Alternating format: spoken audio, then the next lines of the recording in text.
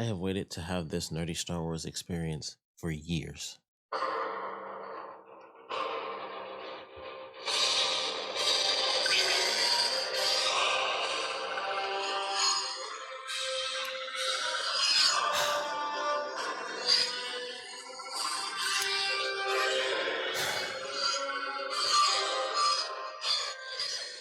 Hey everybody, Invisiblekatana here with my review for the Season 3 premiere of The Mandalorian, The Apostate.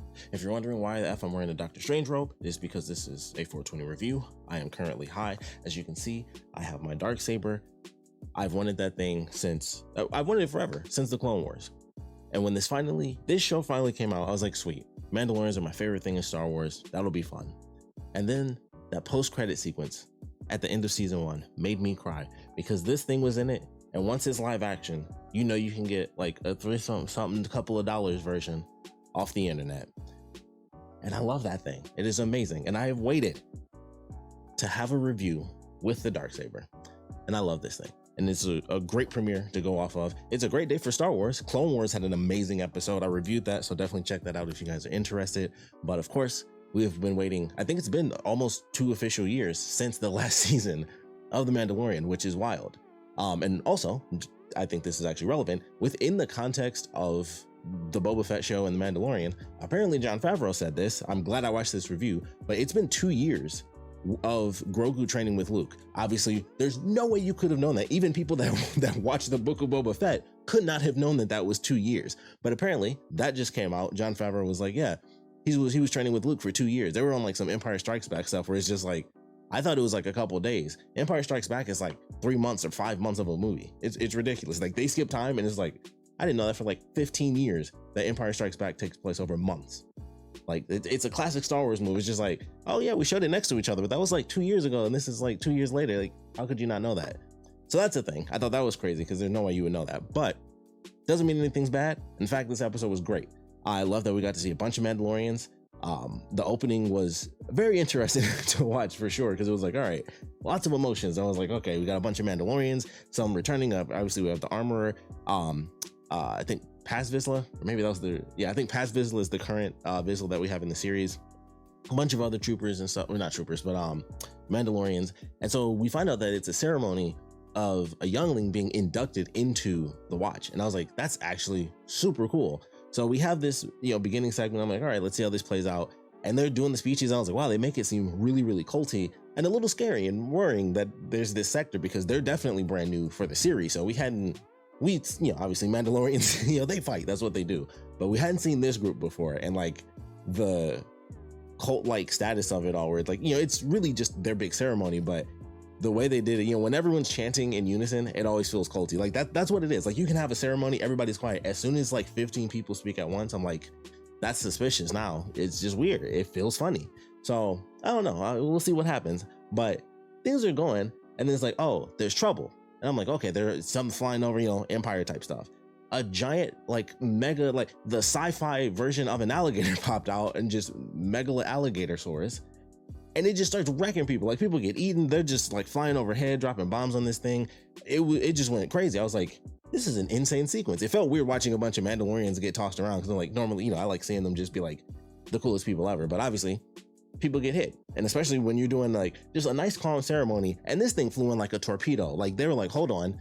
It was like 3 seconds and a whale version of an alligator came out of the water and just started murdering everybody. And I was like, this is intense. They're just shooting and like running all over the place. I thought they were going to kill Paz Vizsla. I thought he was going to save the kid and be eaten whole. It was wild. And then they're tethering the thing to try to hold it in place. They get flipped over. Then they drop the bombs on it. We got people flying. They blow up this thing. They're just struggling. And then boom, a blast comes in. We get the Naboo starfighter, which is so freaking sweet. Like I know a buttload of people are confused with Grogu, but I hope everyone at least had this moment of being like, that new ship is the coolest thing in the universe, in the galaxy. All galaxy. I guess, yeah, the universe is probably better. So hopefully people got something out of this because I know everybody was confused. Like, what happened with Grogu? How is he still here? Probably for the best. They didn't really watch the Book of Boba Fett. They missed like 2 amazing episodes considering it was the Mandalorian stuff. But, it's okay. They missed that one. So, of course, they did the recap and that was good of them. Especially, they probably just threw that in. They probably didn't think people would question it as much. And then it was just like, everyone was like, how'd that happen? Not everybody watches live action Star Wars. But I love the way everything was done in this episode. We get like, he hits the thing once, loops around, hits it twice, it's good to go. He's like, hey, I'm gonna do some cool stuff. I'm gonna go back home. I'm gonna show you he's not poison. I'm gonna redeem myself. And she's like, all right, this dude's crazy. Like, he's about to do some crazy superhero stuff. If he succeeds, he'll be like the greatest Mandalorian in history. So that'll be interesting. He'll be in some new record books. So that should be something. We're gonna see Mandalore, which is absolutely insane, but I cannot wait to see that happen. I'm very curious because they have Bo-Katan in this, and she had an epic scene. Like, she's just like she's just like the mafia boss that's like just on the downhill, and she's just in the throne in a super cool castle, and she's just sitting on the throne, super long hallway, nobody around, just like, this is crap. Like, I've seen her go through some stuff. I saw Clone Wars, I watched Rebels, she's been through it, and it's just like all this. He knocked the dude over with a spear, and then poof, I can't leave my world. That's fantastic. So she's pissed. She's incredibly pissed off right now. Thought it was a great looking spot, though. It was a really cool scene. But I'm sure at some point, things will come together and things, they'll be cool. But I thought that was great. Before I forget the reference, they had like the I almost said time traveling whales. They have the hyperspeed whales from Star Wars Rebels. I was like, that's why Ezra was trending. I saw that earlier and I was like, oh man, I hope that's not a huge spoiler.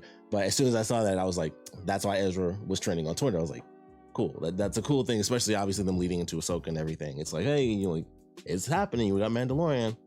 Ahsoka's around the corner. So I thought that was a really great reference. I love getting to see that.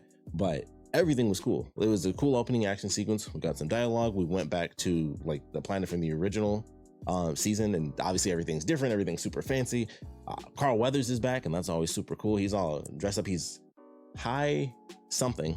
I forgot what it was, but he wants everybody to call him, High Regent, I believe. So he's got his cool outfit, and then he gets tested by pirates. They have a quick draw scene. I was like, well, that was super cool. I love the fact I like when they do this during certain scenes where we see a guy who was, he was a bounty hunter. He was a Mandalorian bounty hunter, does what he needed to do, and he got by. And then throughout this series, he's made a couple friends. So every once in a while, he'll be around a friend, and he's just standing back. And then after like a couple of seconds of this dude talking too much, he's like, okay, if I gotta fight for my buddy, like, he helped me save my son. It's like, don't make me kill you today. It's just like, is there a problem? So I love that moment. I was like, he's sticking up for his buddies. He's not just like super cool. It's like, these are his couple of people he'll protect it, and he knows, what they got going there. So that was super cool. It was just like, guess it's about to happen. And of course it did. It was like, boom, he shot the gun out of his hand. And then you always got the villains where it's like, all right, I lost. Psych. And then, of course, everybody gets killed except the one guy. Naturally, he comes back. So it leads to another epic sequence at the end of the episode, which I thought was super cool. And I was just like, okay, that was cool. Crazy alligator. We got a shootout. We got, the ceremony before the crazy alligator, of course. We got some dialogue. We do find out, it was a huge thing. Cara Dune. What's going to happen with her? They said she got recruited by special ops. That's really cool. It's better than them, killing her off. And I know it won't happen. But man, if it was just like a sliver of hope, Star Wars special ops sounds really badass. And I'm just saying, I know I have no sway in what Disney will do, but if they were thinking about it, people get over stuff for money. And it happens in Hollywood all the time. Maybe you wouldn't, but just saying. We'll see. But I was like, Star Wars special ops sounds like a really cool thing I'd like to see, with a cool character who may or may not be here and may or may not come back. Just saying, there's hope, but we'll see. So I like what they did. They didn't kill her off. That was great.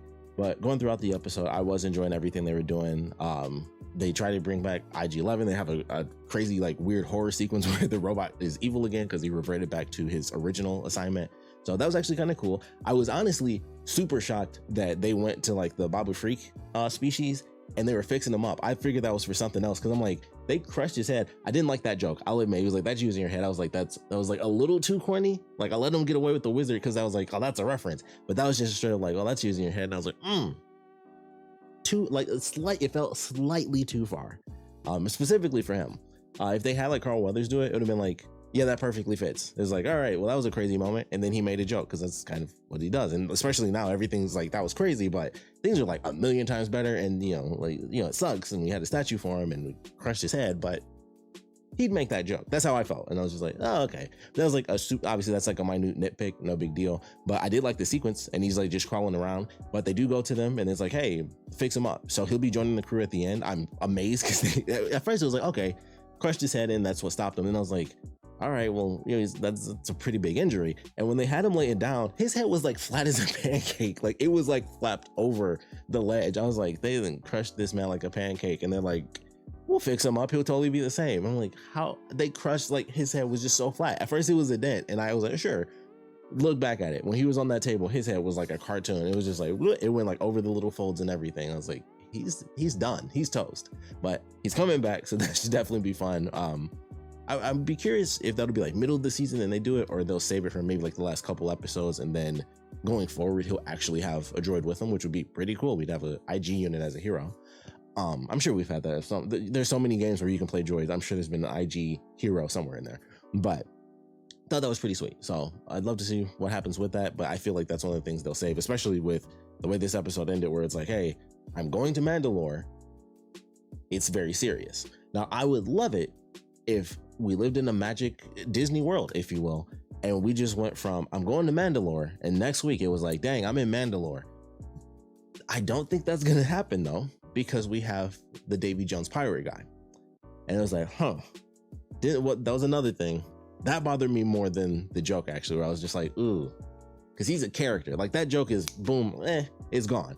He's a character, and he has a legit pirate ship, because I was honestly shocked. I was like, oh, these are like legit pirates. He had a ship where they, like, when they showed the art at the end of the episode, I was like, that's a really cool design, because I don't think they've ever had a ship before, at least in any of the visual stuff, nothing I've read or seen, at least, where it's a large ship and it can hold 3 other ships, but it's like super short. So the way they did it, it was like maybe 15 feet, and it's just like the people are like just barely in there. And I was like, that's super cool. Like they just have like that small ring around it, but it's like 3 ships lined up. And I was like, wow, I've never seen it. Every time I see like the lasers and stuff, it's always some giant Imperial ship, or, if it's Clone Wars and stuff, you see all of them docking the ships and everything. But to see it on like a super small scale, for some reason, was like, that makes so much sense. And no one ever does it. It's either a giant ship or everything's completely enclosed. Like they've never had a main ship be that big. You'd have to have a buttload of characters if you're doing the show that way. Or maybe Resistance could have done it. I still haven't watched that one, but I was just like, wow, I love that design where it's like, it obviously if things go wrong, you get sucked into space, but I doubt that'll happen. But it just holds 3 little ships, or maybe like 1 cool long ship. But I was like, that's sick. Like it was just enough for them to be underneath there and have their ships all within that little field. And I was like, it just looked really cool, because I was like, you could just look straight up into space. And I was like, wow, maybe it's because I was high watching it. Who knows? Who's to say? But I thought that looked really cool. And the episode itself was great. The ship, the Naboo Starfighter, is so cool. I hope we get a 6-scale figure of that, because when they first showed that, I was like, it's amazing. Razor Crest was big and they could walk around. It had an actual toilet, but the Naboo Starfighter is just like, it's all silver and just cool. And they put like, when it starts it up, it's just a muscle car engine. It's like, it's the best. It's the coolest thing in the world. So I hope we get a figure of that, but I thought that was really great. So I loved all the action throughout it. It was an amazing episode that was surprisingly short, because I think everyone was kind of worried that, at least knew the length. It was like, that 37 minutes, but it felt like an hour in like the best way. Cause they were like, look, we know it's a short one, but somehow we're going to pack in like 4 full-on sequences of like intense action, or at the very least, 3.5, because the droid thing was like super, super quick. But it was like, they went through it and it was like, this is awesome. Like, here's the story. This is what's happening. He's going to do this. He told it to the armor. He's going to do this. He told it to Bo-Katan. It's like, everybody knows that's where Din is going. And it's like, all right, this is going to be good. So I'm definitely looking forward to this season. I'm very excited to see where we go as far as, all the action. I want to see the Darksaber pop up, like just hit somebody with it, hit anything with it. It could just drop on the floor and pop open. I'll be happy. But the Darksaber is still there somewhere, but I'm loving it so far. It was a great first episode. Short, but like I said, it felt long in like the perfect way. So I was definitely happy with this episode. Great day for Star Wars. Clone Wars was good. I keep calling it Clone Wars. Bad Batch was good. Mandalorian was good. So I'm definitely looking forward to the next couple of weeks where we get to have both of them at the same time. So that should be fun. But we'd love to know your thoughts on this episode, the premiere, of course, after 2 long years. What are you guys thinking about the premiere? Where do you guys expect to go? Where do you guys want to go? Also, there's one line. I wanted to mention it. He said he hates pirates, and I was like, Hondo confirmed. We'll finally see him live action. He's going to hate him, but he'll love him eventually. Everyone will finally see There he is, Hondo Ohnaka. So it's confirmed. He's got to be in there. They was like, look at this, reference pirates. Look at the science. It's right there. Just saying. So hopefully we get that because he pops up everywhere and I don't hate it. So would love to know your thoughts on what's going to happen with this season, what you guys are hoping to see, expecting to see. Will we see Moff Gideon? I don't think that's been talked about really at all. I don't think they've actually mentioned like who's going to be the face of the villains even for this season. It's really been like a whole bunch of Mandalorians kind of moving around and stuff, but they're fighting people in those trailers. And it's like, all right, who are they fighting outside of alligators? So I'm very excited to see what the kind of villain side of things is going to become with this, series going forward. Cause it's like, the last people you want to get a leg up are the Mandalorians. Like they fought off Jedi. I don't think you want them to get their planet back and be like, we got all Beskar now and we're pretty good. That's just like not a thing you want to have disrupting you. So it'll be exciting to see how that madness plays out, but we'll love to know your thoughts on the premiere and where we're headed. So please put your comments down in the comment section below. And of course, thanks for watching.